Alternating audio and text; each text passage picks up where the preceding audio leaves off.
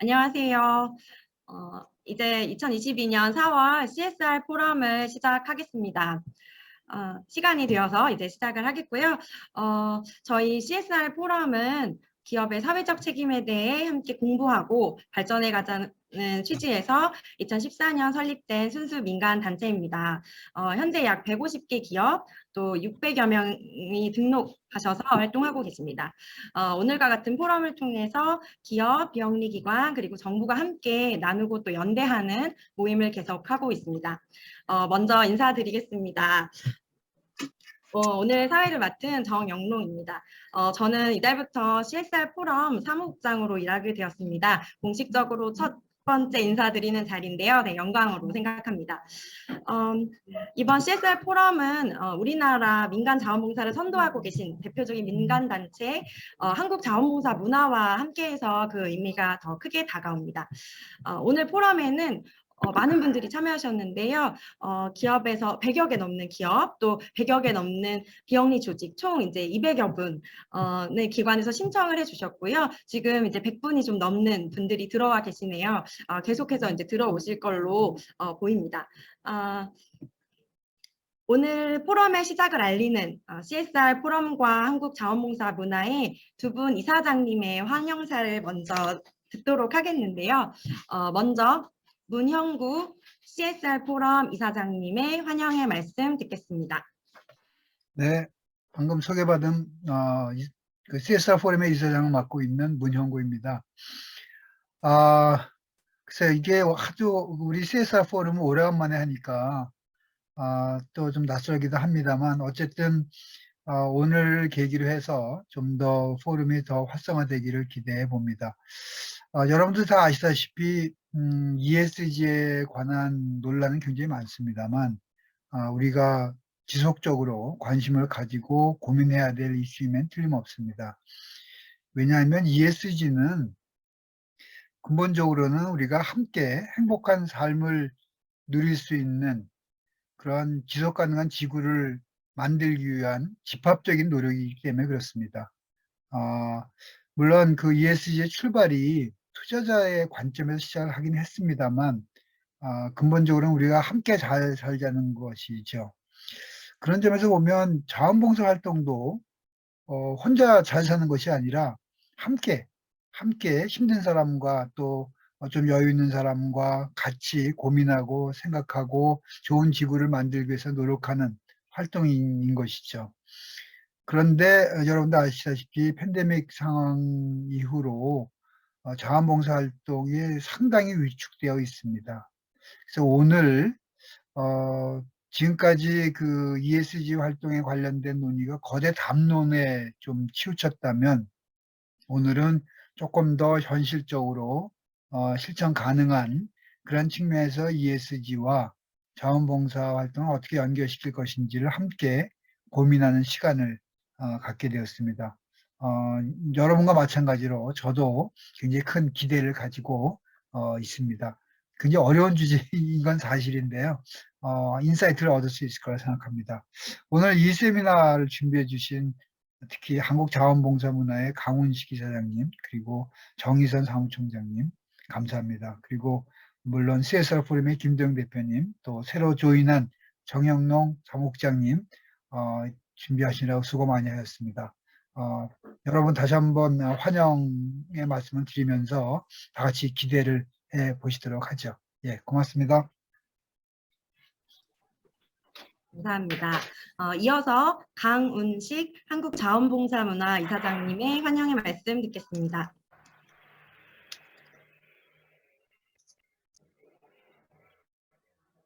이사장님 목소리가 안 들리네요. 네, 죄송합니다. 안녕하십니까. 한국자원봉사문화 강훈식입니다. 먼저 이 포럼에 참석해 주신 기업, 공공, 그리고 시민 살게 여러분들에게 진심으로 감사의 말씀 드립니다. 그리고 특히 또 기업 자원봉사 포럼의 필요성에 공감해 주시고 함께 준비해 주신 CSR 포럼에도 깊은 감사를 드립니다. 우리가 지금 겪고 있는 뭐 코로나19, 뭐 우크라이나 전쟁, 뭐 공급망 사태 이런 것들 또 기후위기 포함해서 기업 경영이나 투자의 불확실성을 키우는 요인이 되고 있다고 생각하고, 이제 ESG 경영은 저도 경영자입니다만은 기업의 지속 가능성 차원에서라도 선택이 아닌 필수가 되고 있다고 생각합니다. 그래서 이제 ESG 경영이 이제 단순한 선전이나 구호 또는 멋있는 단어가 아니라 이제 실질적인 성과로 이어지는 그런 실천이 돼야 될 거라고 생각하는데, 이를 위해서는 무엇보다도 이제 ESG가 기업의 일상 경영에 이렇게 내재화돼야 되겠지만, 이런 기업 특성에 맞는 ESG 전략에 따라서 임직원들이 이 사회적 과제에 어떻게 동참하느냐 하는 기업 문화도 이에 못지않게 중요할 거라고 생각합니다.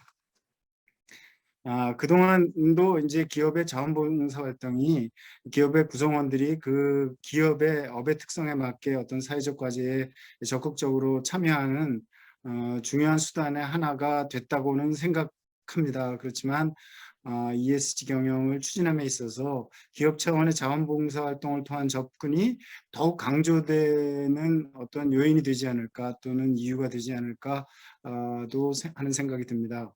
이 포럼이 ESG 경영이라는 그런 새로운 경영 변화, 환경 변화에 맞춰서 기업 자원봉사의 전략을 어떻게 수립해야 하는지를 함께 모색하는 자리라고 들었고, 현장에서 이루어진 어떤 다양한 실천과 시행착오, 또 좋은 많이 연구하신 선생님들의 말씀이, 또 경험이 이런 포럼을 통해서 새로운 영감을 얻는 그런 자리가 되기를 바랍니다. 기업 자원봉사 활성화를 위해서 일하시는 여러분들이 계신데 누구에 감사드리고, 또 저도 사실 저는 ESG 경영이나 아니면은 이 자원봉사 활동에 스스로 전문가라고 생각하지 못하고는 있습니다만은, 오늘 많은 지식을 얻어서 또 저도 기여할 수 있는 길이 있었으면 하고, 또 저희 한국 자원봉사 문화도 이러한 일들을 같이 하는데 동참하게 돼서 영광입니다. 여러분 고맙습니다. 네, 두 분 환영사만으로도 인사이트를 얻어가는 것 같습니다. 귀한 환영의 말씀 감사드립니다. 오늘 일정에 대해서 간단하게 안내 드리고요. 바로 이제 타이트하게 진행을 할 텐데요. 오늘 일정은 두 분의 발제자께서 각각 10분, 또 세 분의 발제자께서 사례 발표를 각 7분, 또 세 분의 종합 토론자께서 각 5분 발언해 주실 예정이고요. 사전에 접수받은 질문을 기반으로 대표되는 질문 3가지에 대해서 답변을 받는 시간을 가질 예정입니다. 그래서 오늘 타이트하게 진행되기 때문에 추가 질문을 받는 거는 조금 어려울 것 같아서 미리 양해의 말씀을 구하고요. 그리고 자료 공유에 대해서 계속 이제 채팅창을 통해서 이제 질의가 있어서 답변을 드리는데요. 자료 공유를 따로 하지 않고 오늘 영상을 풀로 이제 녹화를 해서 영상 자체를 다 공유해 드릴 예정이니까요. 그걸 참고해 주시면 될 것 같습니다. 90분간 타이트하게 진행할 예정이고요. 가능하시면 이제 화면을 온에 해주시고 소리는 오프 해주시면 진행에 되게 도움이 될 것 같습니다. 그럼 이제 발제를 시작하도록 하겠습니다. 오늘 발제에는 김도영 CSR 포럼 대표님과 이원규 주식회사 공유회 대표님을 모셨습니다. 먼저 ESG 대응을 위한 기업 자원봉사 추진 방안을 주제로 김도영 대표님의 발제를 듣겠습니다. 박수로 환영해 주시기 바랍니다. 안녕하십니까, 김도영입니다. ESG 대응을 위한 기업 자원봉사 추진 방안에 대해서 말씀드리겠습니다. 기업의 지속가능 경영은 이렇게 기업의 처음서부터 시작이 됐지만 대체적으로 학문적으로나 얘기하기는 80년대에서부터 본격화됐다 얘기를 하고요. 전체적인 트렌드를 보면은 초반에는 기업가의 시혜적 관점으로 시작하다가 이제 기업 경영 활동으로 되면서 기업의 전문 부서의 전략적 사회공헌 으로 포지셔닝 되다가 최근에 와서는 기업 전체 부서, 실무 부서들이 참여하는 통합적인 그런 인티그레이티드 된, 그다음에 대외적인 기능들하고도 합쳐지는 그런 ESG 경영으로 진화 발전하고 있는 과정입니다. ESG는 다 아시다시피 다 의미는 아십니다만 이것은 2004년도에서부터 이 용어가 사용됐고 ESG 내에 있는 여러 가지 지표들도 이미 다양한 이니셔티브나 이런 데서 얘기되던 내용들입니다. 새롭지는 않은 거다. 근데 왜 이렇게 광풍이 불까? 그다음에 거기에 어떻게 대응할까? 그것과 자원봉사는 특히 기업에서 어떤 관계가 있을까라는 게 저희들에게 주어지는 화두인 것 같습니다. 우리나라 ESG 추이를 보면은요, 이제 기사 검색량으로 봤을 때 2021년도서부터 갑자기 급증하게 됩니다. 그 이유는 다 아시다시피 블랙락의 레리 핑크 CEO가 ESG 경영, 지속가능 경영 하지 않으면은 투자하지 않겠다라고 이제 선언을 하면서부터 세계의 모든 기업들이 이제 긴장을 하고 비상에 걸리고 정부까지 나서는 그런 상황이 된 것 같습니다. 이제까지 그 NGO 쪽에서 또는 학계 쪽에서 유엔과 같은 국제기구 쪽에서 이런 그 기업의 사회적 책임에 대해서 여러 가지 노력을 해왔을 때보다 이런 자산 운용사가 움직였을 때 이렇게 폭발적인 반응을 일으킨다는 것은 저희들이 참 많은 생각을 하게 해주는 그런 전환점이 아니었나 생각이 듭니다.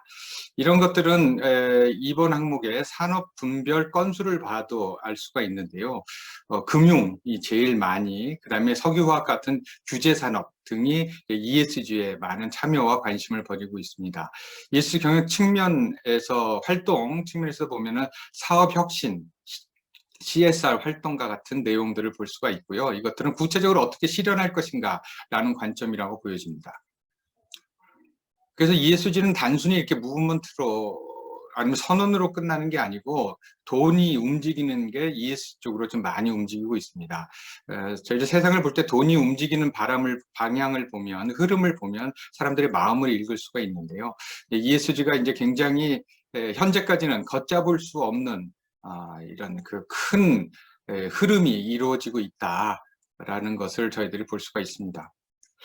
그 ESG 경영이라는 걸 쉽게 이제 보면은 저는 뭐 이렇게 황금알을 낳는 거위 같아요. 거위가 기업이라고 한다면 그 기업을 오늘 잡아서 알을 많이 가져갈 거냐, 아니면 하루에 하나씩 오래오래 100알, 200알 이렇게 받아갈 거냐, 그인 것 같습니다.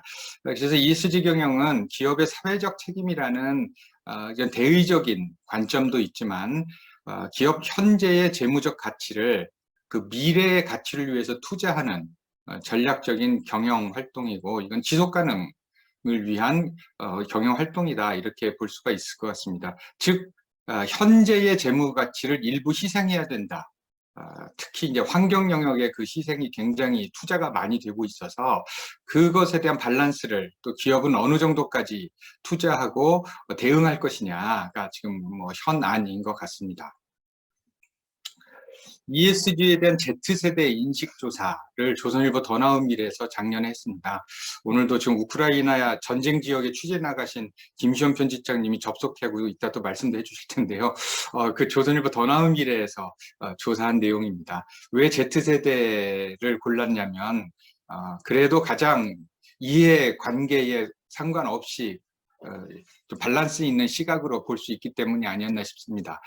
기업에 대한 인식에서 기업은 고객의 이익을 중시하느냐, 경영자의 이익을 중시하느냐, 기업은 주주의 이익을 중시하느냐, 사회의 이익을 중시하느냐 할 때 대부분 다 기업 자체의 이기성에 대해서 Z세대들은 표를 던졌습니다. 그리고 가장 또 무서운 부분이 나는 기업이 진실을 말할 것이라 생각한다에 대해서 10%만이 그렇다라고 대답을 했습니다. ESG에 대한 경영에 대해서 외부의 시각이 그렇게 호의적이지는 않다라는 것을 간접적으로 보여주는 지표가 아닌가 싶습니다.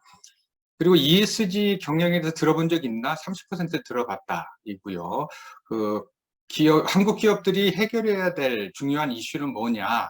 그리고 그것에 대해서 다들 다 같이 환경이라고 대답을 했고요. 85% 정도가. 그다음 환경 기업이 잘하고 있느냐? 30% 정도가 노력하고 있는 것 같다입니다. 무슨 말씀, 여기서 무엇을 읽을 수 있냐면은 기업의 ESG 경영에 대해서 가장 페인 포인트이면서 기회 요인인 주제가 환경이고요. 이것에 대해서 어떻게 풀어가느냐가 굉장히 기업에겐 중요할 것이다라는 보여주는 지표인 것 같습니다. 그래서 이제 그 가치 소비에 대해서는 환경적 가치를 추구하는 기업들을 산 적이 있다. 60% 가장 많죠. 사회적 가치나 거버넌스보다. 또 다른 조건이 비슷하더라면 돈을 더 주고라도 어떤 상품, 어떤 제품과 서비스로 구매할 것이냐라고 했을 때 역시 환경이 1위입니다. 즉 ESG 경영에서 환경은 대중적인 관점에서 매우 중요한 주제다. 이거 어떻게 전략적으로 연계할 것이냐가 기업에게서는 숙제라고 보여집니다. ESG 경영을 개념적으로 얘기하면 굉장히 여러 가지로 방대하지만 본질적으로 실무적으로 본다면 바로 이 핵심 지표인 것 같습니다.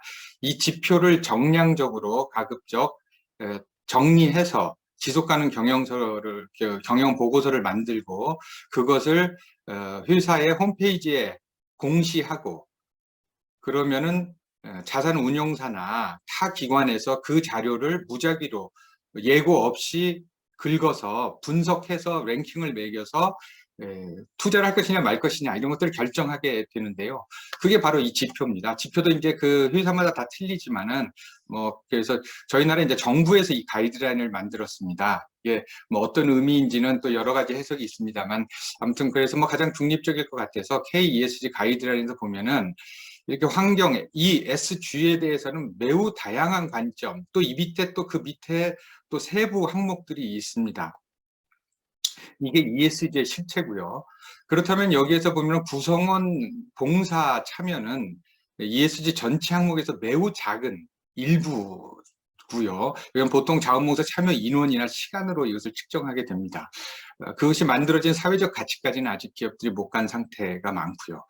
그래서 이런 것 때문에 ESG 처음 나왔을 때 자원봉사가 매우 작게 여겨져서 많은 기업들이 자원봉사보다는 다른 쪽으로 환경이나 이쪽으로 관심을 가지고 이게 점점 작아 축소되는 그런 상황이 벌어졌었습니다.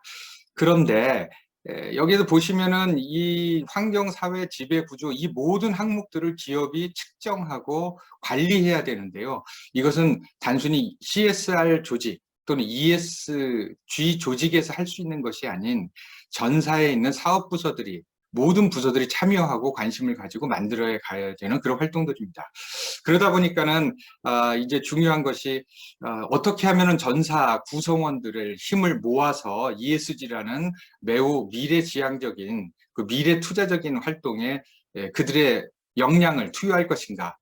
그것이 지금 다 KPI로 성과 지표로는 다 연계가 세부적으로는 안 돼 있거든요. 그래서 구성원들의 자발성이 또한 필요한 시기이기도 합니다.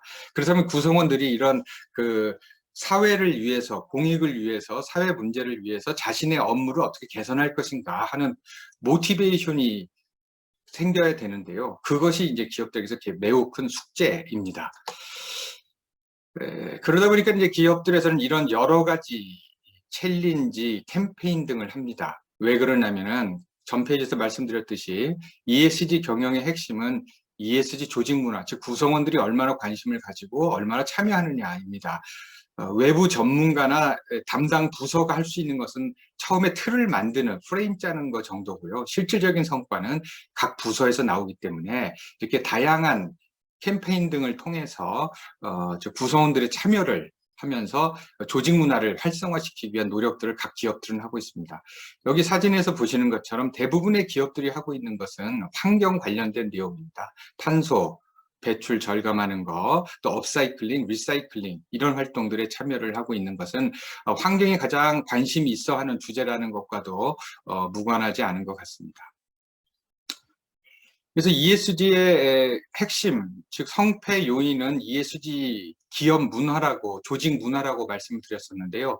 자원봉사가 여기에서 왜 중요하냐면은 자원봉사가 각 구성원 개인이 사회 문제에 대해서 공감을 하고 거기에 대해서 자신의 업무를 연결시켜야 되겠다는 그런 마음을 가지도록 해서 ESG 경영의 동력이 되도록 하는 가장 효과적인 부분이 아닐까 싶습니다. 기업들이 많은 노력을 들여서 온라인 교육이나 특강 등을 통해서 또는 경영자의 메시지를 통해서 ESG 경영의 중요성을 얘기하지만은 그게 체화되는 것은 쉽지가 않는데요. 이 자원봉사가 바로 그런 것에 가장 중요한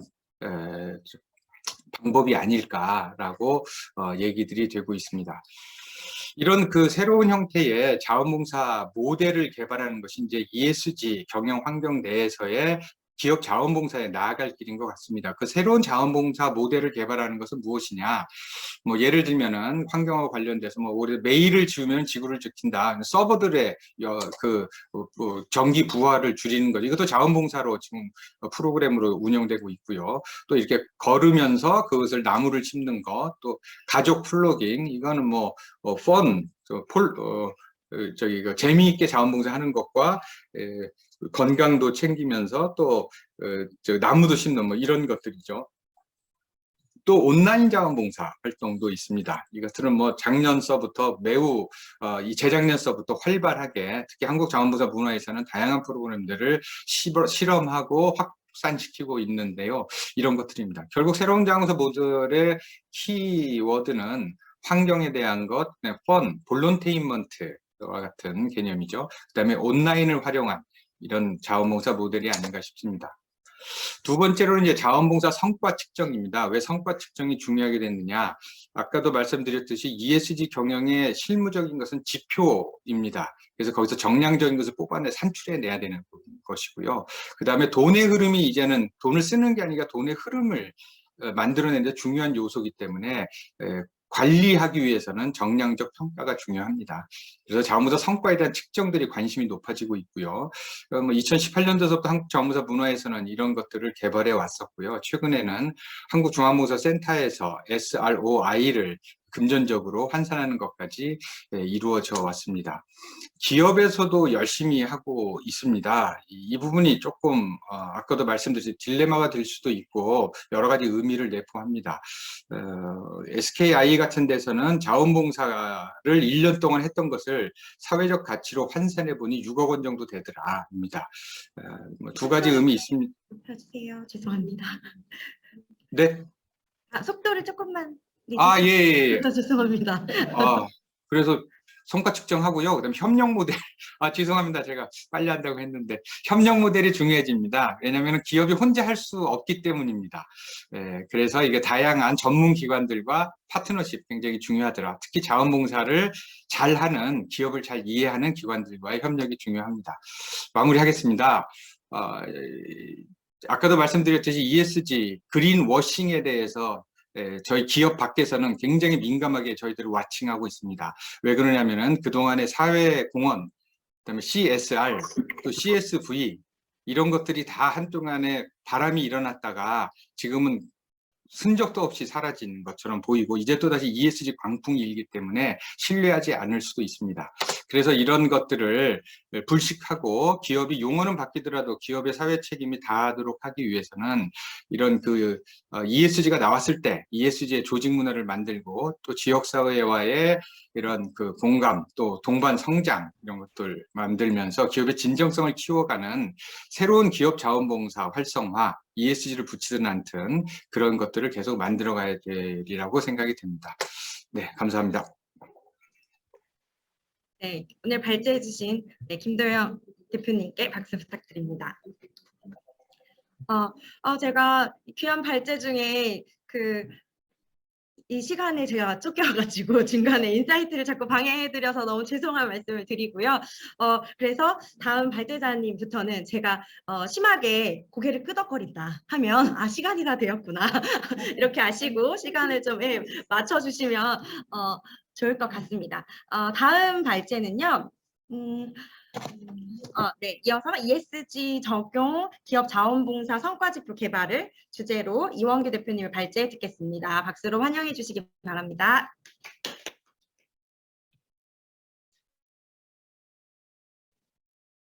네, 만나뵈서 반갑습니다. 이용입니다. 저는 ESG 관련한 기업 자원봉사 성과지표 개발과 그걸 어떻게 활용할지에 대해서 간략하게 말씀드리겠습니다.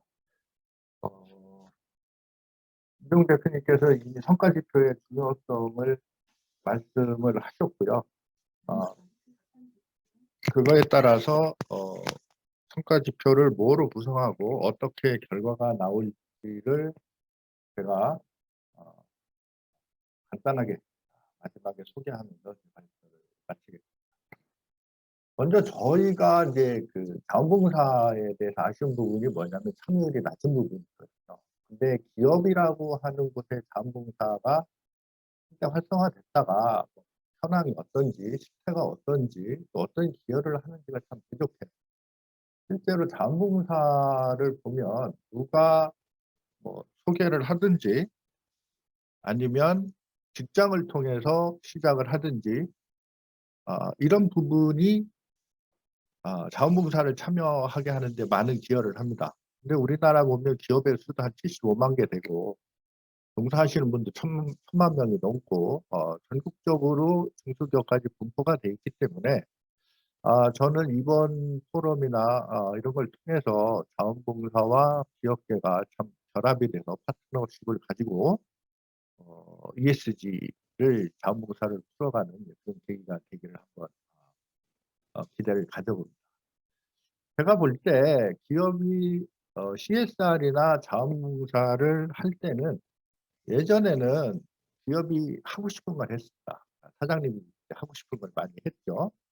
그런데 이 모든 게 어떤 면에서는 기업이 할 수 있는 거, 그러니까 자원이나 역량이 있는 범위 내에서 예전에 하고 싶은 걸 했는데 최근에는 환경적으로 해야 하는 거라든지 법이나 이런 데에서 요구되는 쪽으로 맞춰서 해야 되는데 그런 상황으로 바뀌고 있는 거죠. 그래서 전에는 뭐 CSR이든 CSV든 기본적으로 꼭 해야 되는 거 이외에 다른 거를 많이 생각을 했는데 그게 아니고 이제는 외부 환경이나 이런 쪽에서 요구되는 것, 꼭 해야 되는 것 중심으로 자원봉사가 가야 될 필요성이 있고 그렇게 된다면 기업하고도 결합력이 높아질 거다 이렇게 보입니다.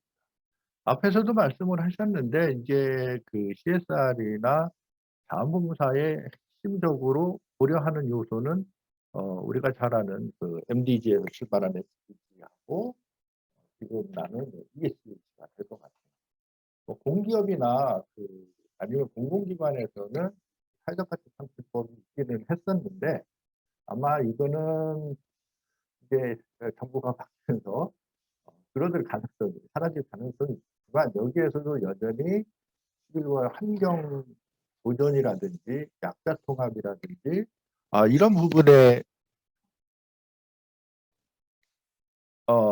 여전히 관심은 가져갈 거고 그 부분이 SDG나 ESG에 여전히 남아 있을 거로 보여지고요. 결합될 거로 보여집니다. 그리고 최근에 이제 이 이슈가 이제 ESG 중심으로 이루어지다 보니 과연 그러면은 ESG에 기업의 자원봉사, 특히 환경 관련 자원봉사를 결합하고 ESG의 평가라든지 이런 부분에서 기여할 수 있을지를 제가 충분히 검토를 해봐야 된다 이렇게 생각이 됩니다. 저도 ESG가 이제 주목을 끌면서 여러 가지 이제 자료를 뭐 검토한다고 해봤는데요. 주요 동향이 아까 이제 김정 대표님 말씀하신 대로 투자, 금융권에서 많이 이제 논의가 되고 있고, 그게 이제 표준화된 게 없다 보니까 정부에서 작년 연말에 여기 보시는 것처럼 KESG 가이드라인이라는 것을 정부 합동으로 발표를 했습니다. 그래서 그 내용을 살펴보면 대부분 어떤 제도나 관행을 어떻게 바꿀 거냐. 예를 들어서 원부자재 사용량이나 이런 거를 어떻게 계속 줄일 거냐라고 하는 관행. 뭐 그다음에 뭐 거버넌스도 마찬가지고 뭐 고용 부분에 들어있는 사회 부분도 마찬가지고 그러다 보니까 자원봉사로서 특별히 탄소 감축량에 기여를 한다든지 에너지 절감에 기여한다든지 이런 부분을 확실하게 이제 가져가기가 어려운 부분이 있는 건 사실입니다. 그럼에도 불구하고 이 가이드라인에서 제시한 진단 항목 체계의 환경 분야 이 부분을 보면 이렇게 구분이 되어 있어요. 가운데 그림처럼 온실가스, 에너지, 용수, 폐기물, 오염물질 이런 것들을 어떻게 감축할 거냐 하는 게 핵심 과제고요. 또 아까 말씀하신 대로 사회 부분에서는 이제 사회공헌과 구성원 봉사 참여 이 두 부분을 중요시하게 생각합니다. 저는 이제 오늘은 뭐 사회 쪽에서 어떻게 하냐보다는 환경 프로그램 중심이기 때문에 이런 것을 반영을 해서 자원봉사계가 기업과 함께 추진할 수 있는 아니면은 뭐 다른 쪽하고도 학교나 이런 데서 추진할 수 있는 자원봉사 유형이 8가지쯤 된다 이렇게 보여집니다. 지역사회 온실가스 감축, 에너지 절약과 재사용, 용수 절감과 재사용, 뭐 폐기물, 그 다음에 수질, 공기, 그리고 6번이 이제 친환경 라벨링이라고 해서 요즘 용기맨 이런 거를 얘기를 합니다. 친환경 가게 같은 것들을 이제 추천하는 거죠. 이 6가지는 ESG에 분명히 이제 그 진단 항목으로 노출돼 있고, 나머지 주게 종다양성이라고 하는 건 SDG에서 강조되는 것 중에 하나입니다. 그래서 이걸 포함하고 우리가 할 수 있는 캠페인이나 교육, 인식 개선까지 포함해서 총 8가지 정도가 가능하다고 보여지고요. 그런데 이거는 특별히 새로운 건 아니고요. 그동안에 우리가 했던 것들을 재구조화하면 상당 부분이 여기에 해당할 거로 보여집니다.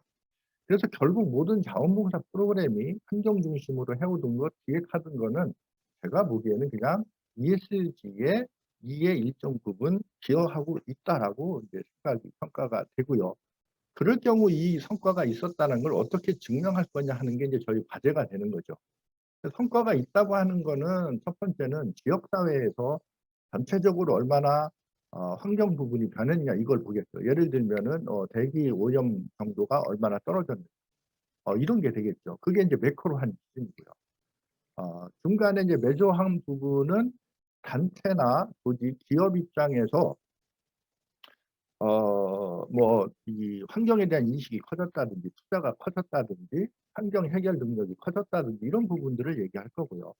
마이크로한 부분들은 봉사자나 뭐 개인들이 환경에 대한 이해도가 높아졌다든지 생활 실천이 많아졌다든지 이런 걸 가지고 측정을 해야 될 거로 보여집니다. 그런데 실제로 해보면 이 매크로한 거를 알아내기가 힘들어요. 자원봉사 해가지고 미세먼지가 줄었다라고 인과관계나 상관관계를 얘기하기가 어렵죠. 실제로.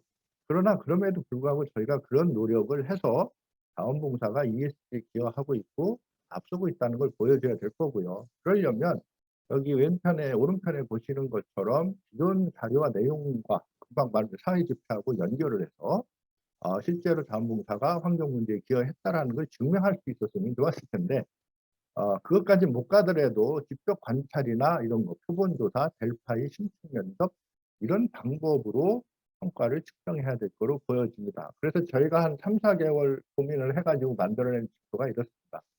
자원봉사 투입과 활동 성과가 얼마나 되는지, 그래서 봉사 시간, 경제적 가치, 인력 투입 가치 이런 거 계산하고요. 그 다음에 봉사자의 삶이나 태도가 얼마나 바뀌었는지, 기업이 한다면 기업 입장에서는 조직 문화라든지 직원 사기, 사회공헌의 기여 정도 이런 것들을 측정해야 될 것 같고요.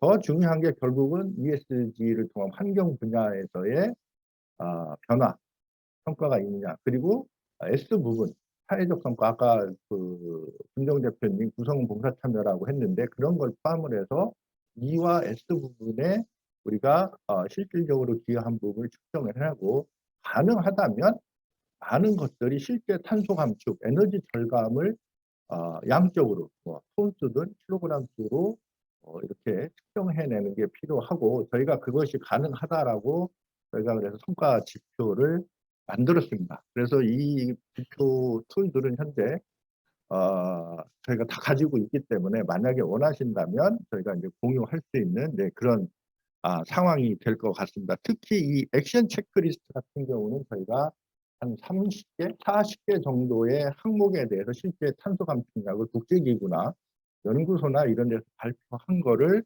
가지고 공유할 수 있게 되어 있습니다. 이렇게 마무리 부탁드립니다. 네, 탄소 감축약을 이렇게 계산을 할 수 있어서 이것이 결국은 ESG로 갈 것 같고요.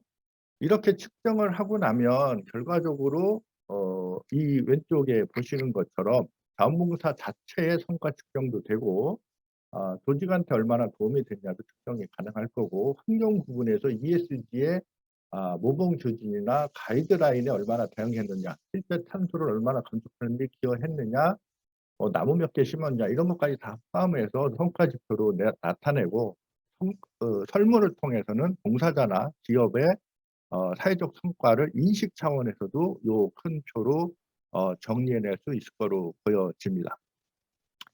결국에는 이걸 만들어내면 아까 김정 대표님도 이거를 지속가능 보고서나 사회가능 보고서로 내야 이것이 평가에 반영될 거로 보여집니다. 오른편에 보는 그림이 이제 롯데에서 냈던 지속가능 보고서인데 그런 부분들을 우리가 이 SDG하고 연결해서 보고한 내용이고요. 이것들이 나오면 저는 이제 인포그래픽이라든가 이런 부분을 홍보할 수 있다고 보여집니다. 또 이제 그 다음번에 우리 윤영미 처장이나 이런 다 많은 분들이 사례를 발표를 하는데 환경자원봉사 프로그램을 개발한다든지 CSR에 적용하는 부분까지 진행이 될 거로 보여집니다. 그래서 이게 제가 이제 제한된 시간에 너무 많은 걸 전달하려다 보니까 한계가 있는데 제한된 부분이지만 기업 자원봉사를 환경 차원에서 진행한다면 그 성과를 측정해낼 수 있고 그 부분적이지만 그거를 우리가 ESG 평가에 반영할 수 있는 각종 자료로 가공할 수 있는 1차 자료를 만들어내는 까지는 돼 있다. 그게 양적으로든 인식적으로든 돼 있기 때문에 기존에 하던 것은 새로운 프로그램이든 우리가 도입을 해서 이것을 진행을 한다면 전체적인 기업 차원의 ESG 대응에 자원봉사가 일부 기여를 하고 있고 그것을 널리 알릴 수 있는 계기가 될 거로 보여집니다. 이상 마치겠습니다. 감사합니다.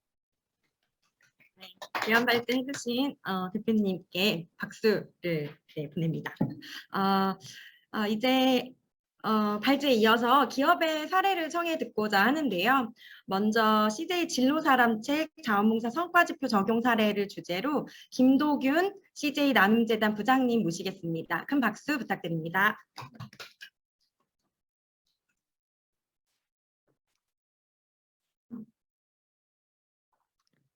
네, 안녕하세요. 저는 CJ 사회공헌 추진단 김도균이라고 합니다. 저는 오늘 그 CJ 온라인 진로 사람책에 대한 소개와 이를 성과지표로 좀 적용한 사례를 설명을 드리려고 하는데요. 먼저 CJ 그룹의 그 봉사에서 봉사를 운영하는 구조를 좀 설명드리면, CJ 계열사 봉사 담당자가 봉사를 기획해서 올리고 소속 구성원이 이제 참여하는 계열사 봉사가 있고, CJ 나눔재단 주도하에 그룹 임직원이라면 누구나 참여할 수 있는 그룹 차원의 봉사가 있습니다. 그래서 이 CJ 온라인 진로 사람책은 그룹 차원의 대표적인 봉사 활동으로 보시면 될 것 같습니다.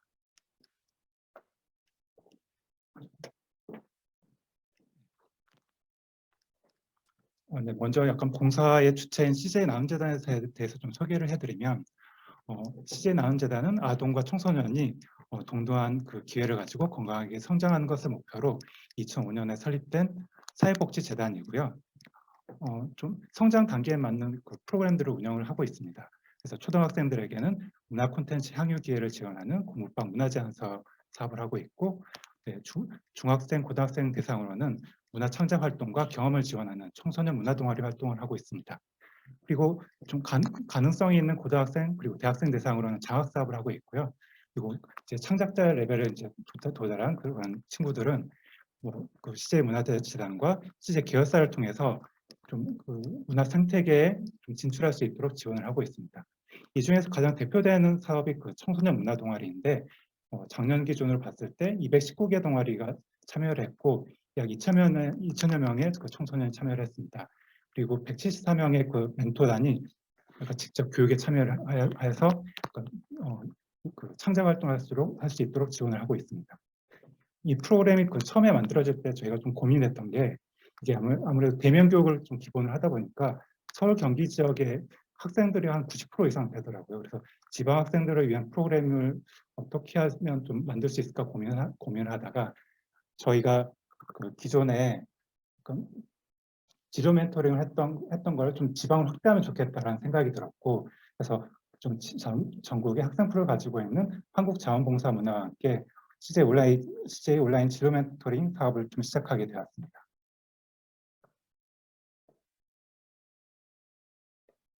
네, 온라인 진로 사람책을 좀 소개를 해드리면, 진로 사각지대에 있는 청소년과 그리고 좀 약간 저희 임직원 봉사자가 좀 멘토링을 만나서 약 1시간 정도 약간 멘토링을 진행한 사업이고요. CJ가 좀 특별히 좀 다른 기업들을 좀 더 가지고 있는 강점을 좀 들자면, 일반적으로 뭐 경영이나 그리고 마케팅, 뭐 인사 같은 일반적인 직군에 저희는 셰프, 그리고 콘텐츠 기획자, 방송 PD, 쇼호스트까지 굉장히 다양한 직군에 좀 청소년들이 바라는 그런 직군들을 가지고 있어요. 그래서 청소년들에게 좀 더 인기 있는 프로그램인 것 같고요. 보통 임직원 봉사자 한 명당 5명의 그 청소년이 이제 참여해서 멘토링을 진행하게 됩니다. 그리고 이게 온라인으로 진행이 되기 때문에 전국에 있는 거리에 제약 없이 전국에 있는 각지의 학생들과 참여할 수 있다는 점에서 좀 강점이 있는 것 같습니다. 작년에 현황을 좀 설명을 드리면 작년에 149명의 그 임직원 봉사자 참여해서 한 50% 정도 늘었고요. 759명의 학생이 참여를 했습니다. 멘토링 횟수는 총 5개가 있었고 임직원 한 명당 그 준비 시간이나 그리고 지금 사전 교육 시간이 있어요. 그래서 그 한 명당 3시간의 봉사 시간을 부여해서 447시간의 봉사 시간이 부여가 됐습니다. 진로 소외적 참가율은 저희가 이 멘토링에 참여하는 학생들이 재단 프로그램에 참여하는 학생들이 대부분 서울 경기에 있는 51.9%고요. 그래서 한국자원봉사문화와 함께하는 그 멘토링이 48.5%인데 대부분 다 지방의 학생들을 중심으로 진행하고 있습니다. 진로산업책 운영은 크게 2가지 측면에서 운영이 됩니다. 한국자원봉사문화에서 참여 학생들을 모집을 좀 받고 신청을 하는 거고요. CJ 나눔재단에서 임직원들의 신청을 접수를 받습니다. 그래서 그 신청을 한 임직원들의 직무에 따라서 학생들이 좀 희망 직군에 매칭이 되도록 저희가 안내를 해드리고 있고요. 그래서 매칭이 되면 진로 멘토링 직전에 1시간 정도 사전 교육을 통해서 좀 안내를 해드리고 있습니다. 그래서 저희의 그 진로 멘토링의 특징이 좀 다른 곳들과 차별화되는 것이 사전 교육을 좀 충분히 한다는 거예요. 그래서 과거에는 저희도 진로 멘토링 할 때는 좀 안내 가이드 정도를 보여드리고 좀 멘토링을 했었는데 아무래도 충분한 교육을 진행하다 보니까 좀 더 원활하게 진로 멘토링이 진행되는 것 같습니다. 그리고 이후에는 설문지를 작성하고 활동 평가를 통해서 임직원들에게 감사 카드 작성하고 임직원들에게는 인센티브도 제공하고 있습니다.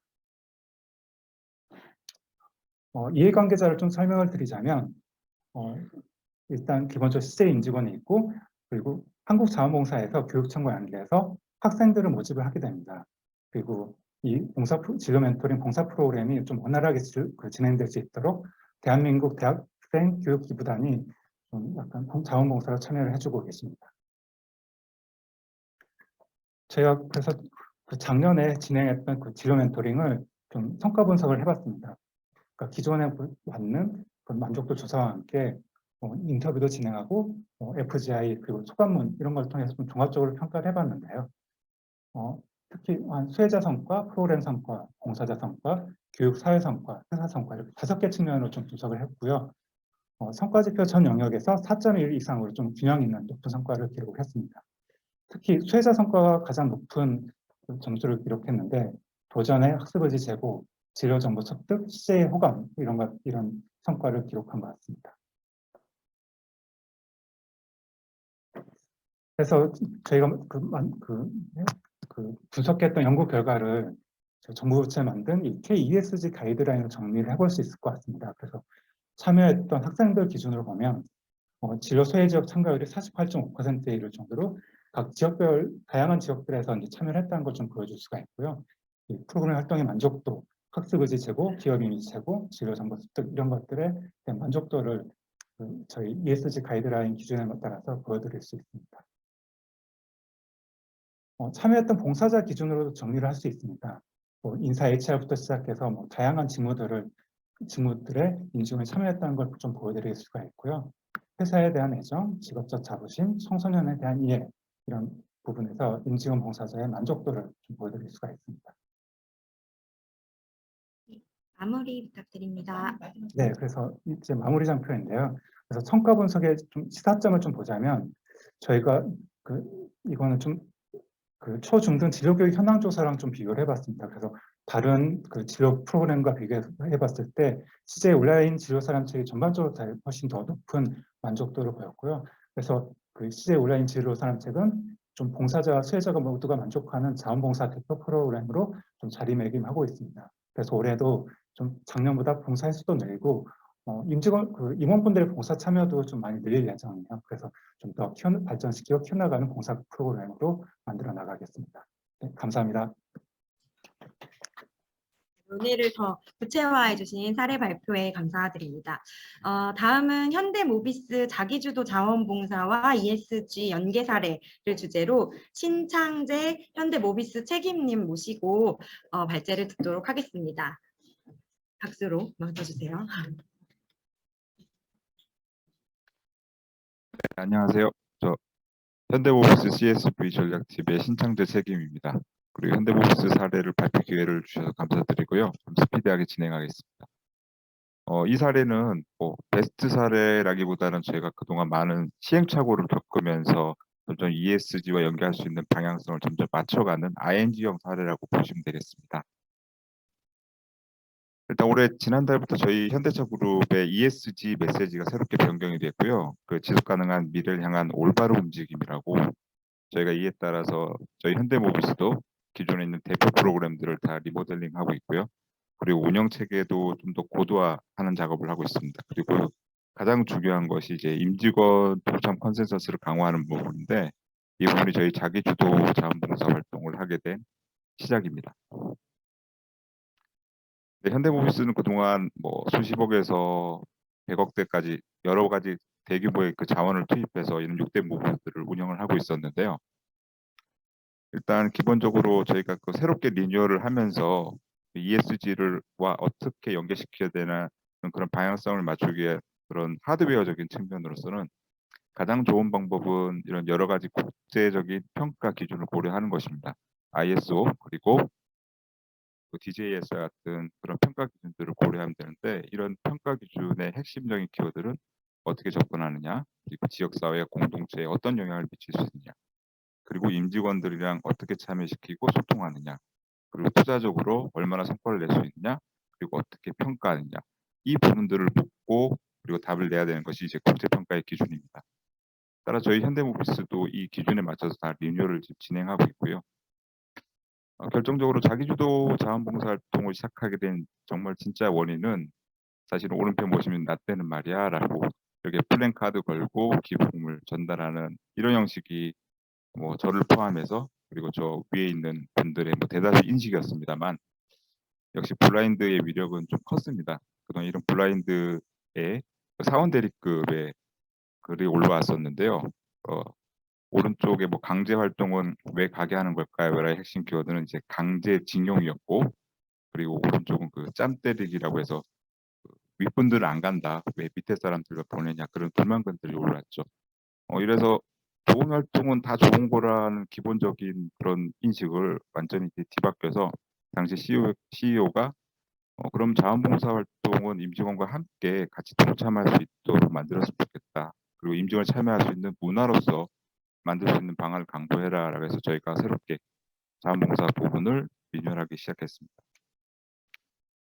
그래서 저희가 만난 프로그램이 제가 코로나 때 마침 이제 코로나 때문에 한동안 진행을 못하다가 이제 작년부터 저희가 자기주도 자원봉사 활동을 진행을 하게 됐는데 많은 기업에도 하고 있습니다만 저희는 기본적으로 재능 나눔형, 기술학습형 그리고 노력봉사 이런 세 가지로 주로 진행을 하고 있고요.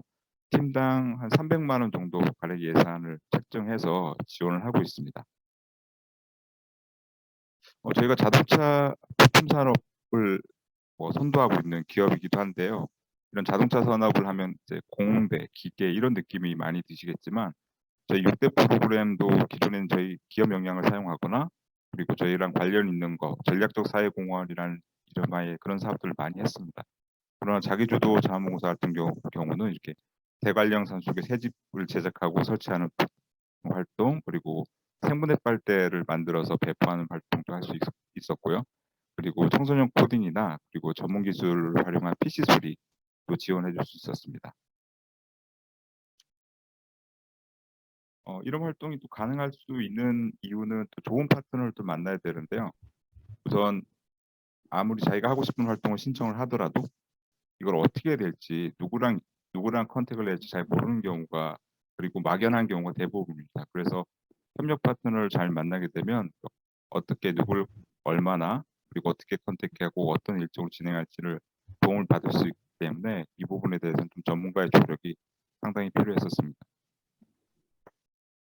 그리고 저희가 임직원은 20팀 정도가 이제 운영이 되었고요. 저희 282명이 참여했는데 저희가 이 코로나 시국에 임직원 참여, 자원봉사 활동 참여 목표가 30% 정도, 그러니까 한 3,000명 정도를 목표로 잡고 있었는데 이 한 프로그램만 해도 벌써 목표량의 한 10% 정도를 운영할 수 있었습니다.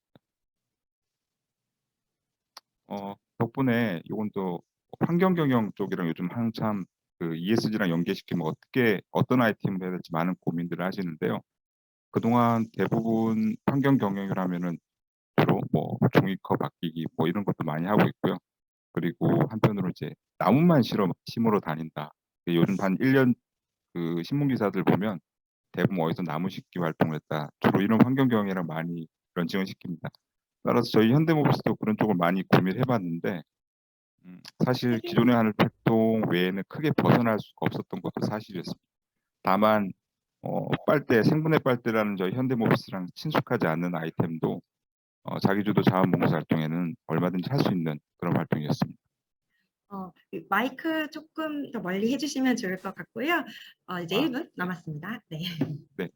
덕분에 뭐 유기견 수제 간식이라든지 뭐 그런 청소년 교육 그리고 영유아 의료 수집 같은 그런 전 현대모비스랑은 전혀 상관없을 것 같은 그런 활동도 자유롭게 할 수 있는데 이런 활동은 결과론적으로 임직원들이 만족하는 결과로 이어졌고요.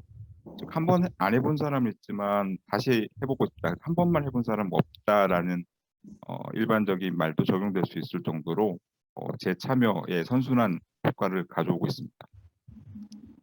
결국은 이제 어떤 임직원들에 대해서 참여를 하려면 인센티브도 어느 정도 지워져야 되고요.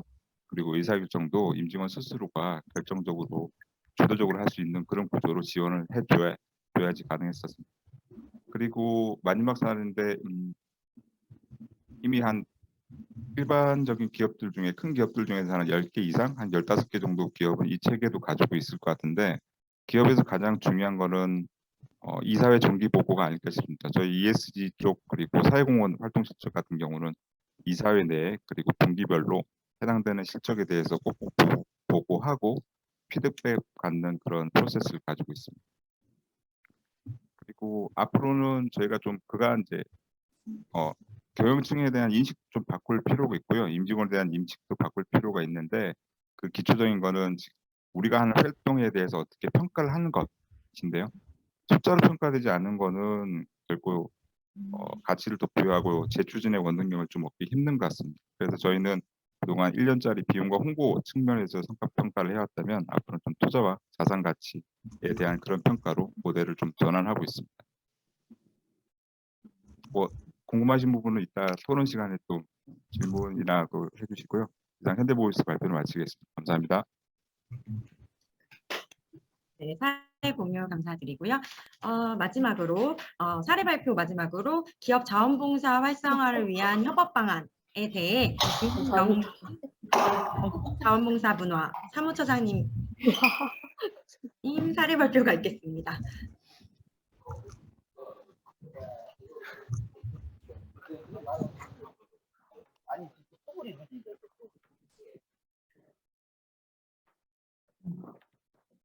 네, 안녕하세요. 한국자원봉사문화 윤영미입니다. 네, 자, 이런 거 사례를 들으셨지만 그래서 나는 우리 조직은 어떻게 접근해야 되나 고민이 좀 많으실 것 같습니다. 그래서 저는 어떻게 협업과 성과 관리를 프로그램을 중심으로 해볼 수 있는지를 좀 소개를 드려보려고 합니다. 네, 들어가기 앞서 관계자들을 대상으로 진행한 조사를 살펴보면 ESG 경영을 위해 가장 필요한 것은? 이란 질문에 41%가 직원의 인식 변화라고 답했습니다. 네, 당연합니다. ESG는 경영층이나 ESG 담당자만의 일이 아니기 때문에 임직원의 인식과 체질을 바꿔야 한다는 점에서 전사적 또는 장기적 관점에서의 접근이 필요합니다. 그러나 인식과 체질이 어디 쉽게 바뀝니까? 스스로 만나고 실천하고 또 느껴야 변화할 수 있습니다. 기업 자원봉사는 임직원이 직접 사회 문제를 만나 ESG 조직문화의 토대를 만드는 실천적인 참여 수단으로서 검토될 수 있을 것입니다. 또한 ESG 가치 체계부터 자원봉사 시스템까지 유기적으로 준비돼야 하겠죠. 자, 그럼 ESG와 자원봉사 어디서 어떻게 만날 수 있을까요? 기업은 우선 각자의 프로그램이 ESG와 ESG나 SDGs에 어떻게 기여하고 있다는 것을 적극적으로 찾고 증명하고 소통하려는 노력을 해야 할 겁니다. 특히 작년 12월에 정부에서 마련한 한국형 KESG 가이드라인 일단 펼쳐놓으시고요. ESG 영역과 범주 등을 확인해서 각자의 프로그램이 있다면 연결성을 찾는 것부터 시작해 볼 수 있겠습니다. 자, 프로그램이 없다면요. 이렇게 붉게 표시된 자문서로 접근 가능한 영역과 범주를 저희가 검토해서 체크해 놨으니까요. 프로그램 기획 때에 활용하시면 좋겠습니다. 또한 SDGs의 그 세부 목표 같은 경우도 기업이 해결하려는 사회 이슈를 찾아서 연계해 볼 수 있겠습니다. 자, 이렇게 각 프로그램과 부합하는 목표와 범주를 찾으셨다면 자, 이제 다시 성과를 분석하고 증명할 수 있도록 자문서 프로그램이 기획이 되었는지 성과 관리와 협업 체계가 마련이 되었는지를 살펴봐야겠죠. 자, ESG에 기반한 자문사를 기업 자문사를 구조적으로 한번 살펴보도록 하겠습니다. 자, 먼저 ESG 경영과 연결된 기업의 사회공헌 비전과 미션을 정립하고 업에 맞는 특정 어젠다, 즉 사회 문제 영역을 수립하게 됩니다. 어젠다는 앞서 말씀드렸던 것처럼 대부분 E 또는 S의 범주, SDGs의 특정 목표와 연결이 될 것이고요. 그리고 이를 위한 프로그램의 기획과 분석이 가능한 지표와 성과 관리, 그리고 이것을 돕는 협업 체계로 운영됩니다. 자, 여기에 임직원이 기업 자문사를 주도할 힘이 있다면 더욱 강력하고 지속 가능한 기업의 ESG 문화를 만들어갈 수 있을 겁니다. 자, 협업과 성과 관리는 결국 프로그램을 중심으로 진행되기 때문에 추천드릴 환경 관련된 프로그램과 오늘 소개된 교육 영역의 진로 사람체, 그리고 자기주도 프로그램을 중심으로 해서 다시 한번 더 소개를 드려보도록 하겠습니다. 자, 먼저 환경 프로그램 중에 최근에 활발해지고 있죠. 플러깅 사례를 통한 성과 관리를 한번 보도록 하겠습니다. 자, 다들 알고 계시는 쓰레기 활동의 쓰레기 수거 활동에 다이어트 효과까지 있는 플로깅 사례입니다. 등산은 물론 강과 하천, 해변에서 진행되는 리버 플로깅, 줍깅, 클린하이킹, 비치코밍 등 세부 활동 등이 있습니다. 자, 협업체계 쪽을 보시면요. 환경이라는 사회적 어젠다를 중심으로 기업은 사회공헌 전략과 연결되는 주요 활동 영역을 선택하고 임직원과 가족의 참여를 유도합니다.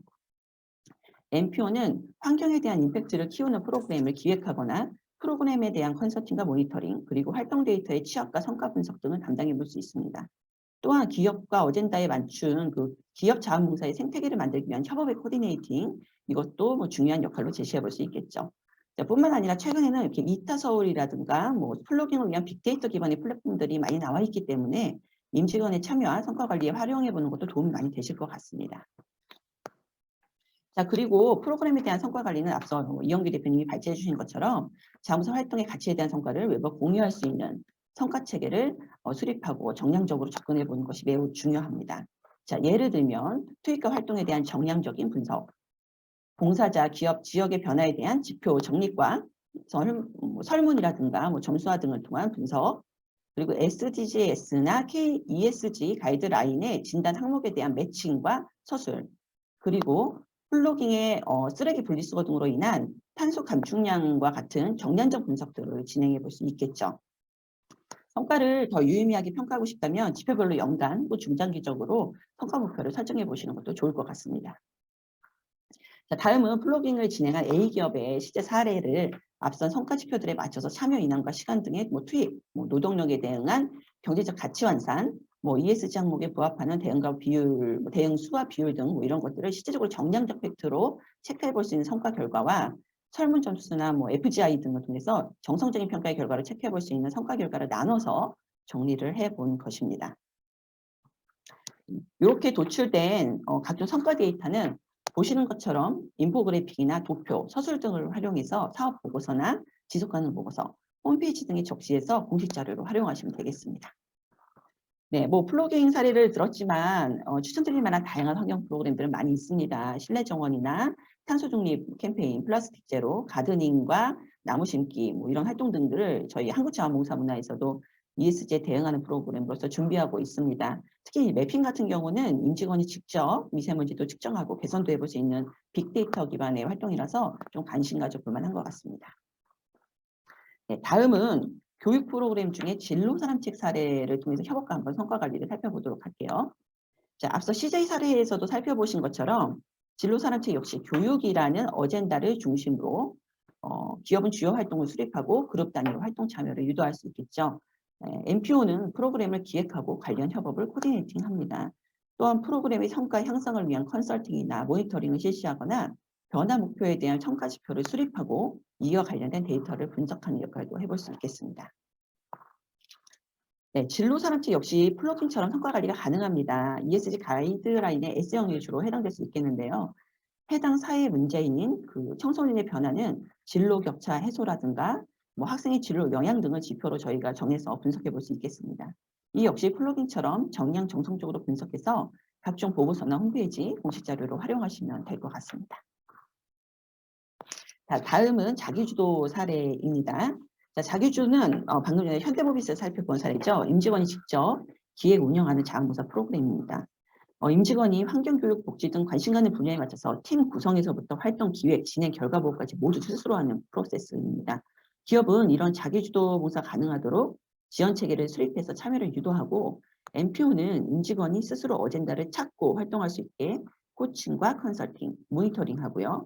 해당 사회 전문가까지 연계해서 문제 해결에 힘을 높일 수 있습니다. 이 역시 성과 분석과 가시화가 가능합니다. 네, 자기주도 봉사의 경우 특히 그 ESG 가이드라인의 그 S7-2번 구성원의 봉사 참여에 매우 적합합니다. 항목성평을 좀 살펴보시면요. 강제 참여가 아닌 참여 의지가 있는 구성원의 니즈를 충족시키는 지원 체계인가, 그리고 구성원의 자율적 활동을 지원하는 인센티브 제도를 운영하고 있는가, 이런 것들을 확인한다는 점에서 이 자기주도 봉사활동과 굉장히 매우 성격이 부합하는 내용이라고 볼 수 있습니다. 네, 또 구성원이 자율적으로 선택하기 때문에 이에 맞춰서 성과지표를 수립하고 역시 관리해 볼 수 있겠습니다. 네, 마무리하겠습니다. 기업은 효과적인 사회공헌을 위해서 사회문제 해결이라는 목표에서 MPO와 만나게 됩니다. 그리고 그 협업의 질적 수준은 결국엔 합의된 목표와 성과에 따라 달라지겠죠. 오늘 말씀드린 것처럼 ESG에 입각한 성과지표와 이에 관련된 협업체계로 기업 자원봉사는 보다 효과적인 ESG 성과를 만들어낼 수 있습니다. MPO는 이제 그린워싱을 논할 게 아니라 이처럼 기업과 효과적으로 또한 포지티브한 방식으로 협업하는 전문성을 키워야 합니다. 자, 작게는 기업의 잠재적 리스크 관리부터 크게는 지속 가능한 사회까지 바라보는 ESG.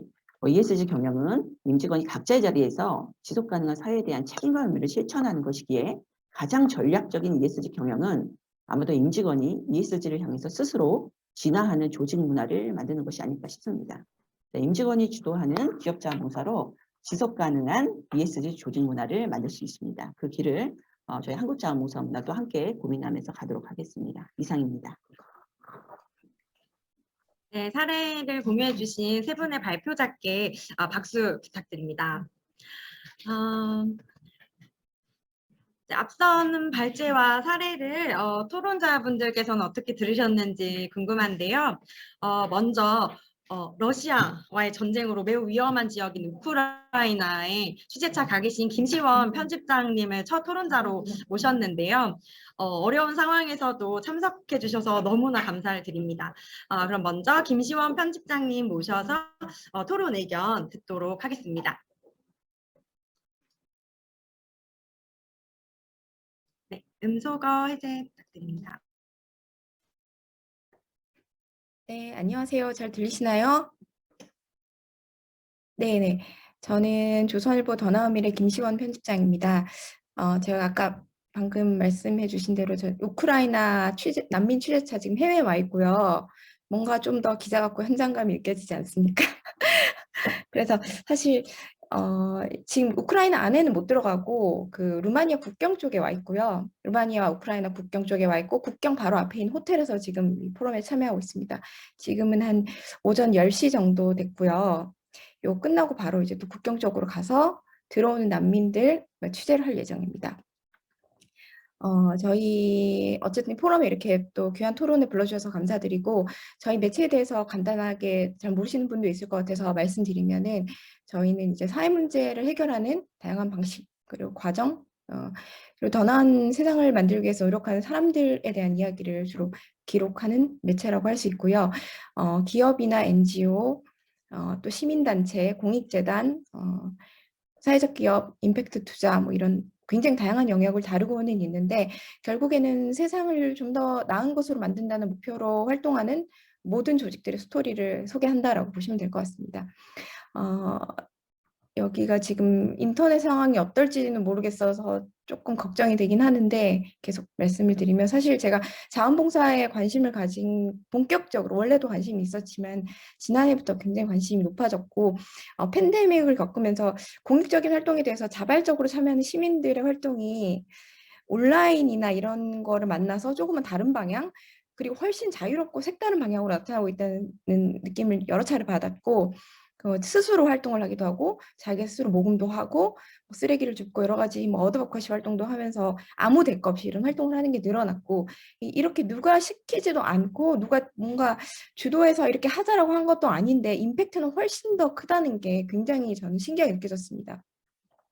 그래서 기존에 다소 정형화되고 경직돼 있던 자원봉사 활동이 사실 팬데믹을 계기로 자원봉사가 축소됐다 이런 얘기도 있었는데 제가 볼 때는 뭔가 새로운 터닝 포인트가 됐다는 느낌도 있었고 어떤 가능성이나 이런 중요성이 훨씬 커진다는 느낌을 강력하게 받았었어요. 그래서 저희가 작년에 매체에서 그때는 한국중앙자원봉사센터랑 같이 자원봉사의 확장성, 변화에 대한 기획도 크게 한 적이 있었고 또 이전 지면에서는 용산 지역에서 활동하는 용산 지역 소재의 기업 연합 자원봉사 모임인 용산 드래곤즈라는 게 5년째 지금 계속 활동을 잘하고 있어서 기업 자원봉사 연합의 성과에 대해서 좀 다른 기사도 냈습니다.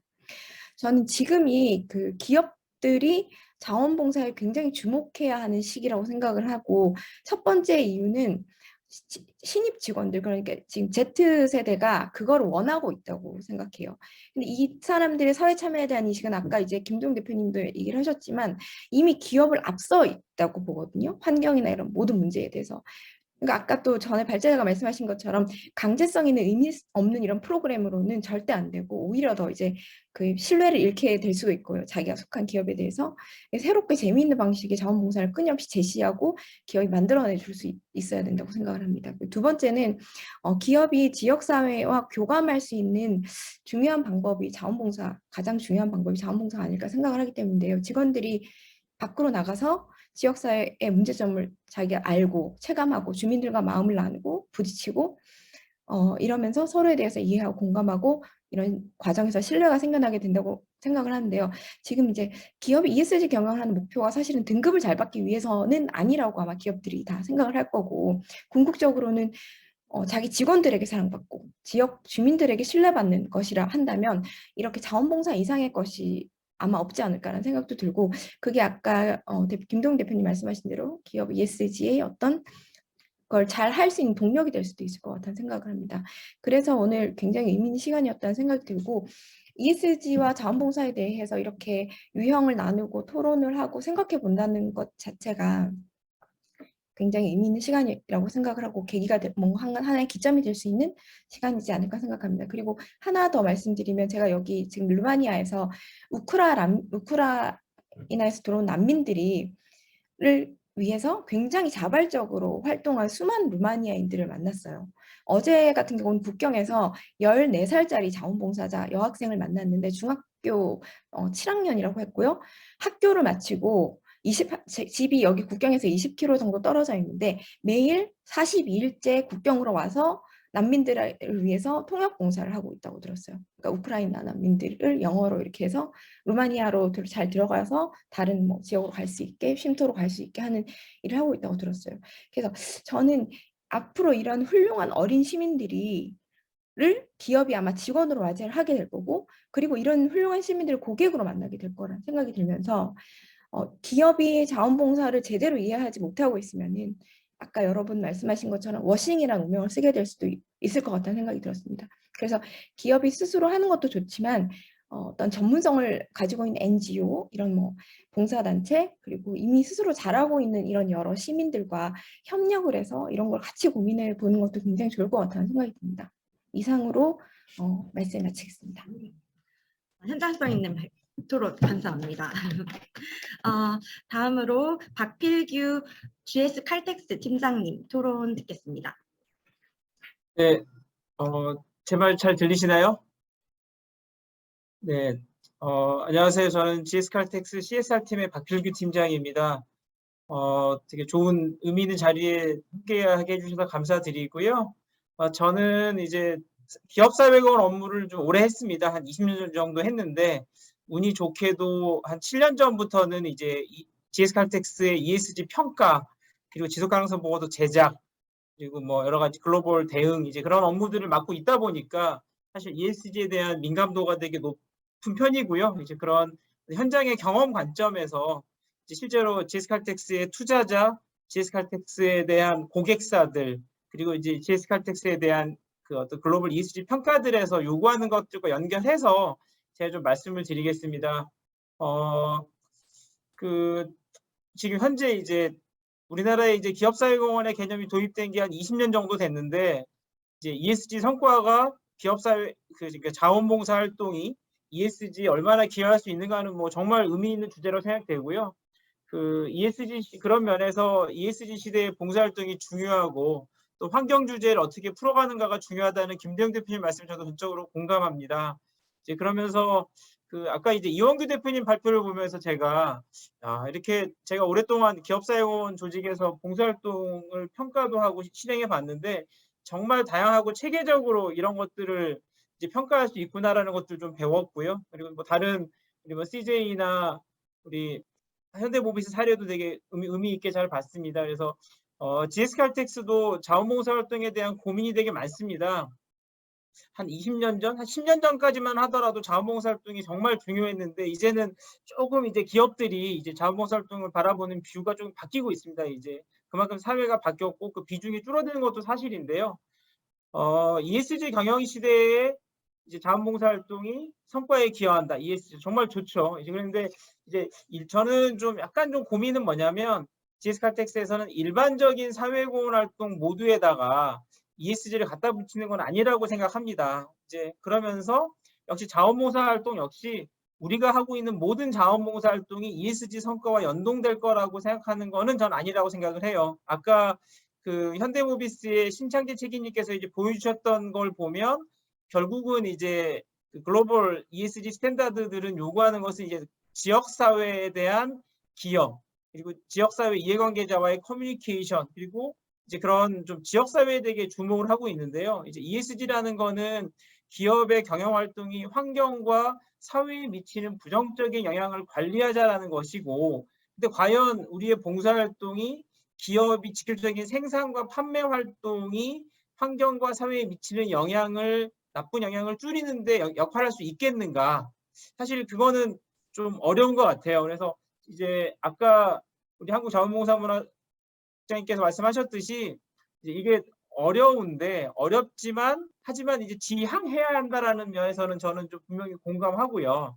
그래서 ESG와 직접 관련된 활동들을 찾아나가는 노력들은 되게 필요하고 하지만 그렇다고 기업의 자원봉사 활동들이 모든 게 다 ESG 성과와 연동된다라고 하는 거 역시 이제 뭐 그린워싱처럼 ESG 워싱이 저는 될 거라 생각되고요. 그리고 이미 글로벌 ESG 평가 지표들이나 투자자들은 이제 자원봉사 활동을 요구하지는 않아요, 사실은. 이제 그래서 저는 이제 오히려 어떤 생각이 들었냐면 아까 이제 김대영 대표님 말씀 중에서 봉사활동을 통해서 지역 사회를 이해하고 사회 문제를 이해하고 지역 공동체의 의식이 높아지면서 그런 것들을 본인 업무로 가져와서 내가 하고 있는 활동이 얼마나 우리 환경에 영향을 나쁘게 미치고 있고 내가 하고 있는 활동들이 얼마나 우리 사회에 나쁜 영향을 미칠 수 있는가에 대해서 고민하면서 이제 업무를 바꾸는 이제 그런 비율을 바꾸는 노력들은 저는 매우 필요하다고 생각이 되고요.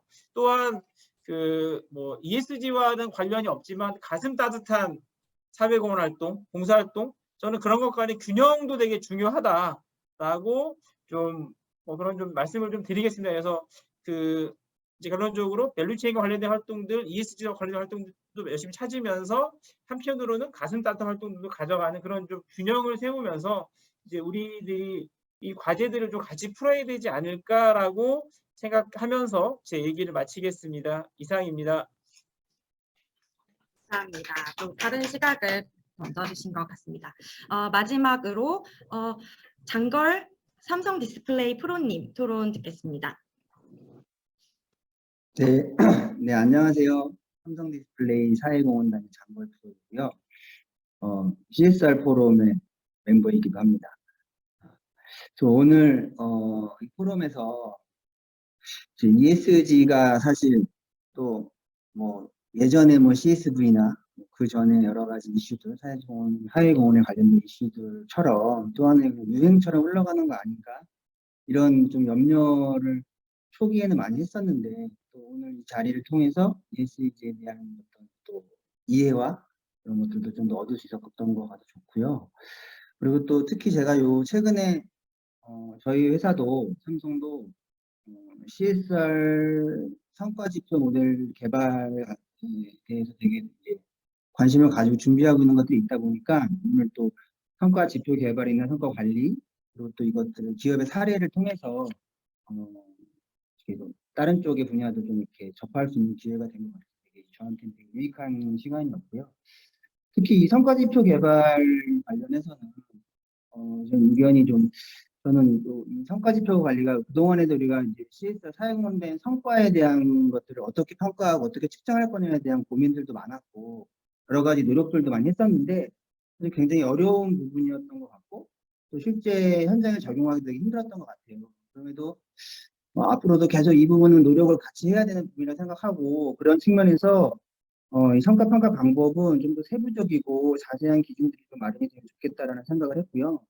여기 지금 오늘 발제해 주신 부분에도 그런 부분이 많이 표현되었지만, 또 이제 어떤 객관적인 평가를 위해서는 공통적인 어떤 지표 부분도 중요하지만, 워낙 이 CSR 프로그램들이 또 특성이 또 상이하고 예상 규모라든가 사업 내용들이 좀 개별화되어 있기 때문에 어떤 그런 부분들까지도 좀 수용할 수 있는 그런 기준도 조금 세부적으로 마련돼야 되지 않나 하는 생각이 좀 들고요.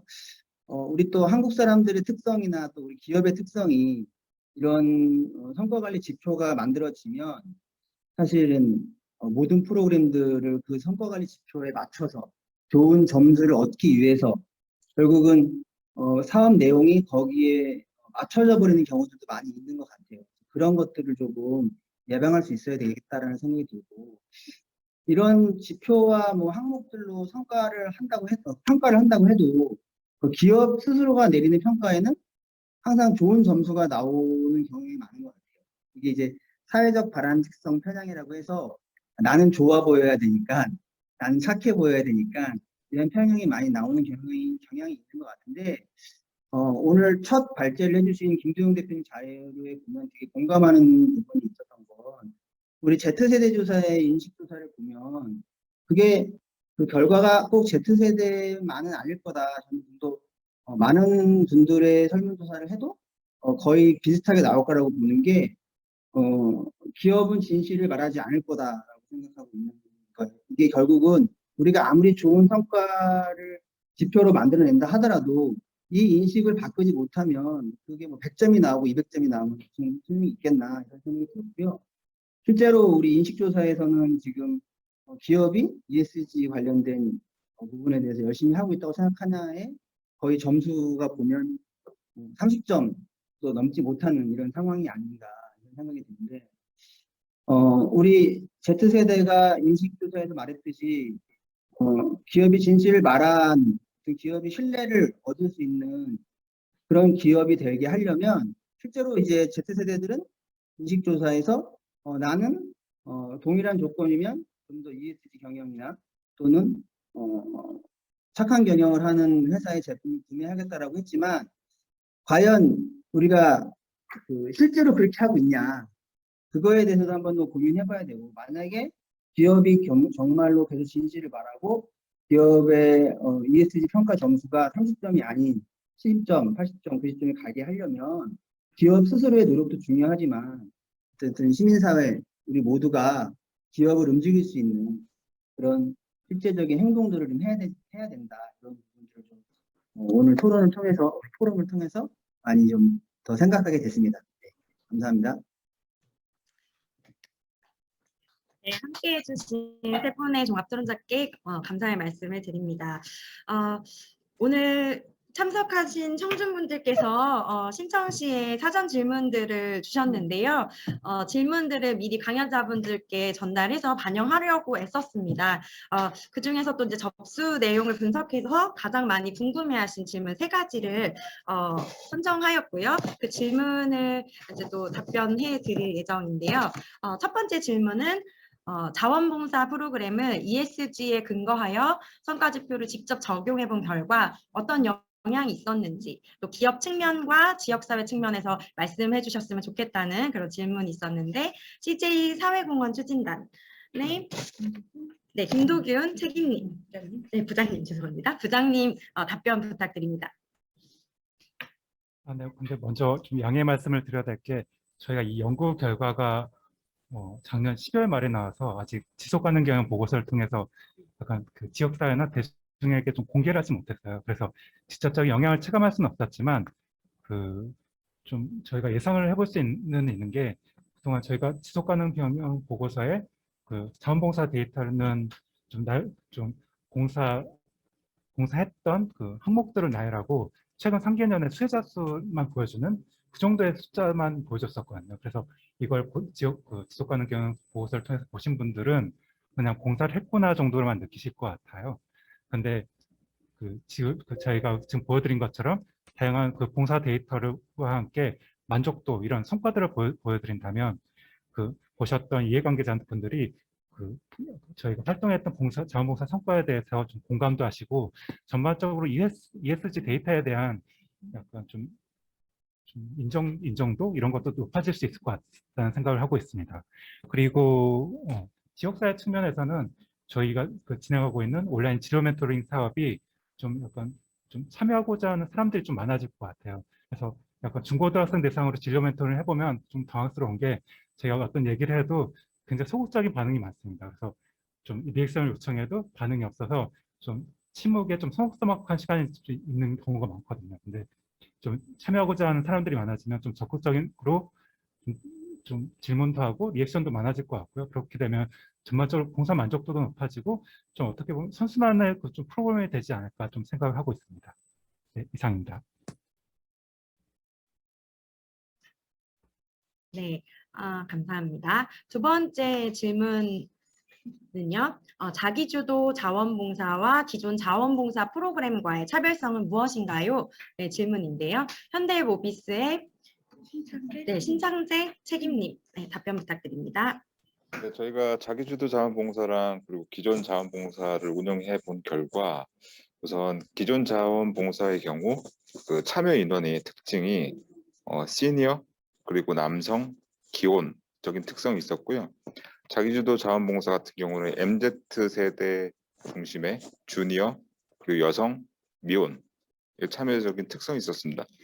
그래서 저희가 기존에 있는 사회공헌 활동도 계속 지속되고 프로그램도 다 없어지진 않겠지만 이렇게 MZ세대도 같이 동참시킬 수 있는 그런 대안이 될 수 있었다는 점을 제가 확인을 했고요. 그래서 이 부분에 대해서 좀 더 강화를 하려고 합니다.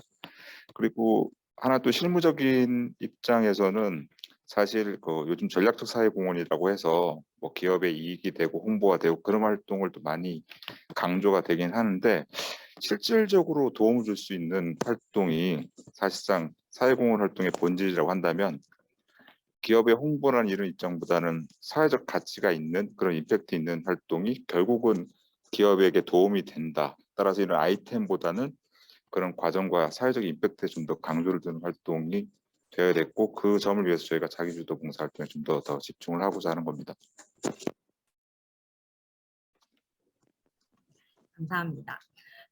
이제 마지막 세 번째 질문인데요. 4차 산업혁명과 코로나 이후 기업 자원봉사 활성화를 위한 비영리 조직의 역할이 무엇인지에 대한 질문이었는데요. 이건 한국자원봉사문화 윤영미 사무처장님 답변해 주시겠습니다. 코로나로 자원봉사 활동이 많이 축소돼서 어려움과 고민이 좀 많으실 거라는 생각이 듭니다. 하지만 코로나로 앞당겨진 4차 산업혁명으로 인해서 오히려 온라인 비대면 등 자원봉사의 확장성은 더욱 확장되고 있는 상황이고요. 그래서 발제에서 말씀드렸던 것처럼 비영리 조직들이 발빠르게 뭐 빅데이터라든가 기술, 뭐 비대면 활동 이런 것들에 대한 새로운 활동의 기회를 만들고 이런 활동의 내용들과 사회적 임팩트를 ESG의 성과 지표와 좀 명확히 연결시킨다면 지금의 흐름에 올라타서 좀 새로운 활성화의 흐름을 만들어 볼 수 있지 않을까라는 생각이 좀 들고요. 사실 뭐 10분이란 시간으로 이제 여러 가지 사례들을 들어서 말씀을 드렸지만 다 소개시켜 드리기는 좀 어려운 부분이 있을 것 같아서 ESG라든가 이런 부분에 대한 고민이 있으시다면 저희 한자문으로 좀 연락을 주시면 뭐 기업이든 기관이든 연락을 주신다면 저희가 함께 좀 고민을 해보도록 하겠습니다. 감사합니다. 감사합니다. 궁금한 점들이 조금이라도 좀 해소되셨으면 좋겠는데요. 저희가 4시 30분을 목표로 달려왔어요. 네, 모든 이제 발제 토론자분들께서 시간을 잘 지켜주셔가지고 그래서 제 시간 안에 마칠 수 있게 된 것 같고요. 앞서 말씀드린 대로 영상 기록으로 자료를 대체하여서 이제 공유드릴 예정이라서 참고해 주시고요. 마지막으로 문형구 이사장님 이제 폐회 선언과 마무리 말씀으로 오늘 2022년 4월 한국자원봉사문화와 함께한 CSR 포럼을 마치도록 하겠습니다. 이사장님 말씀 부탁드립니다. 네, 오늘 정말 좋은 시간이었습니다. 오늘 그 앞에서 잠깐 말씀드렸듯이 ESG와 자원봉사 활동이 어떻게 연결되는지를 알아보는 시간이었는데 구체적인 활동을 연결되는 구체적인 활동을 잘 보여주셔서 커다란 인사이트를 얻으셨으리라고 생각이 들고요. 또 하나는 또 성과 지표 관리를 어떻게 할 것인지에 대한 아이디어, 인사이트, 실제 어떻게 하고 있는지도 볼 수 있었던 좋은 기회였던 것 같습니다. 제가 오늘 발표를 들으면서 느꼈던 것은 첫 번째는 자원봉사 활동이 위축됐다고 제가 말씀을 아까 드렸었는데 사실은 이런 팬데믹이 우리한테는 좋은 기회가 된다. 새로운 형태의 또는 의미를 갖는 임팩트를 주는 자원봉사 활동을 찾아내는 그런 좋은 기회가 된다라는 점을 오늘 발표를 통해서 잘 알 수가 있었고요. 두 번째는 이건 뭐 제 학생 학위 논문과도 연관이 되긴 합니다만 문제는 ESG나 또는 자원봉사 활동을 하도록 만드는 것은 결국에는 ESG가 무엇인지에 대한 구성원들의 공감대가 있어야 되거든요. 사실 우리가 ESG 말은 계속 많이 하고 있는데 구체적인 건 잘 모릅니다. 그리고 또 하나는 그렇다 이해를 했다 하더라도 우리 조직이 왜 해야 되는지 그리고 ESG 활동을 하다 보면 필연적으로 약간의 그런 이렇게 힘든 걸 좀 같이 나누어야 되거든요. 자기가 손해볼 일이 생겨요. ESG를 하려고 그러면. 그걸 어떻게 균형을 이룰 것인지 그건 결국에는 purpose driven organization이 되는 길밖에 없거든요. 어떻게 이렇게 납득시킬 것인지가 앞으로 큰 과제인 것 같고요. 그리고 아까 현대모비스의 자기 주도적 자원봉사 활동 사례를 보면서 떠올랐던 케이스가 소프트웨어를 만드는 salesforce.com이라고 베니오프라는 분이 창업을 했는데 그 회사는 구성원이 자기가 사회적 문제를 보고 하고 싶다든지 또는 그런 방안이 있으면 회사에 제안을 할 수가 있습니다. 그러면 회사가 괜찮다고 생각을 하면 휴직을 시켜줘요. 유급휴직이죠. 그 일을 하도록. 우리나라 기업이 그렇게까지 할 수는 없지만 그렇지만 그럼에도 불구하고 자기 주도적인 자원봉사 활동이라는 것이 결국에는 사회 문제에 대한 민감성을 높이는 거거든요. 이게 문제고 저게 문제고 그래서 어떻게 해결해야 될 것이라는 것을 항상 생각하게 만드는 것이기 때문에 이제 그런 것을 할 수 있도록 회사가 좀 제도적으로 지원을 해주는 그런 노력도 필요하다고 보여집니다. 그리고 이제 마지막으로는 G세대, MZ세대에 대한 논의는 사실은 좀 복잡합니다. 생각보다는 복잡해요. 아까 장걸 프로가 말씀하셨지만, 잠깐 나가셨네요. 말씀하셨지만, 실제로 응답하는 것과 행동하는 것이 좀 다를 수 있다는 것. 제가 MZ세대들이 주장하는 공정 얘기를 들으면서, 그런 양면성을 좀 볼 수가 있었어요. 자기의 셀프 인트레스트에 손해가 되는 것은 안 한다는 것이죠. 그게 공정이라고 생각하는 측면이 있어요. 그래서 좀 복잡하기 때문에 사실은 MZ세대라고 해서 무조건 다 똑같을 거다 이렇게 볼 수는 없는데 어쨌든 그 문제는 뭐 지금 오늘 주제가 아니기 때문에 이제 기회가 되면 한번 좀 토론 좀 해봤으면 좋을 것 같습니다. 여하튼 제가 너무 길게 얘기하면 안 되죠. 지금 2분 남았는데 오늘 너무 좋았어요. 정말 이 회사 특히 사례들 들으면서 또는 아까 이영규 대표 발표라든지 또는 자원 문화의 발표 정말 잘 들었거든요. 여러분도 아마 큰 인사이트를 얻으셨으리라고 생각이 듭니다. 정말 노력 많이 하고 계시고요. 저같이 이렇게 교수는 특별하게 하는 일 없이 그냥 말만 하는 사람들인데 오늘 참여해 주신 여러분들은 전부 다 실제 구체적인 행동으로 옮기시는 분이라는 생각을 다시 한번 했습니다. 정말 감사합니다. 예, 하여튼 오늘 CSR 포럼 아주 좋은 유익한 기회였다고 생각하고요. 여러분들 정말 고맙습니다. 다음에 또 우리 CSR 포럼으로 또 만나도록 하겠습니다. 예, 고맙습니다. 네, 수고 많으셨습니다. 오늘 내용에 대해서 또 만족도 조사 링크가 나갈 예정이거든요. 문자 받으시면 바쁘시더라도 답변을 부탁드리고요. 이것으로 2022년 4월 한국자원문화와 함께한 CSR 포럼 마치도록 하겠습니다. 좋은 오후 저녁 보내세요. 수고 많으셨습니다.